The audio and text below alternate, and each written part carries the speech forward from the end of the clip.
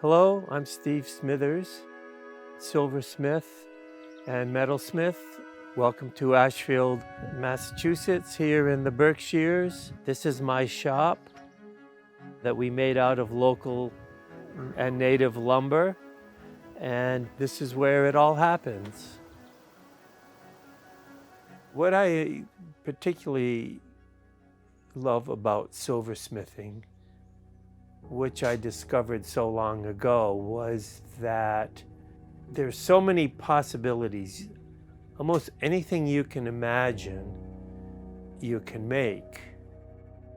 Be willing to innovate and think of the possibilities, and that's particularly what draws me, as well as the beauty of the objects themselves and the usually meaningful purpose that these pieces serve in the household.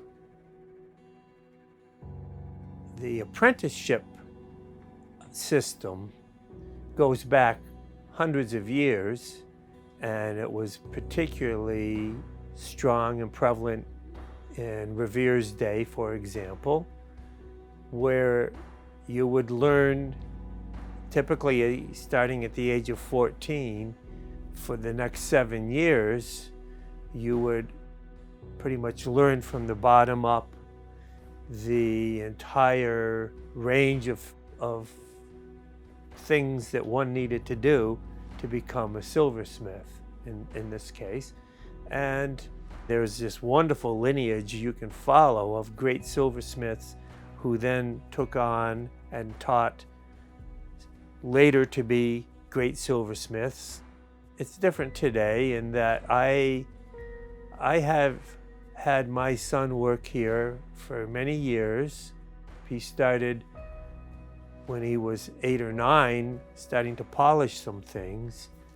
And over the course of 30 years, he would come and work here again and learn more involved techniques and start to make entire pieces. And with his help and others, a few others that were essentially apprentices, we were able to do some very large projects, much more than a one-man shop could handle. The difference, of course, is that in that period, the apprentice was not paid, and he was pretty much under the rule of the master as to everything he did, actually. And it's a different situation for passing on the knowledge than it was back in that period.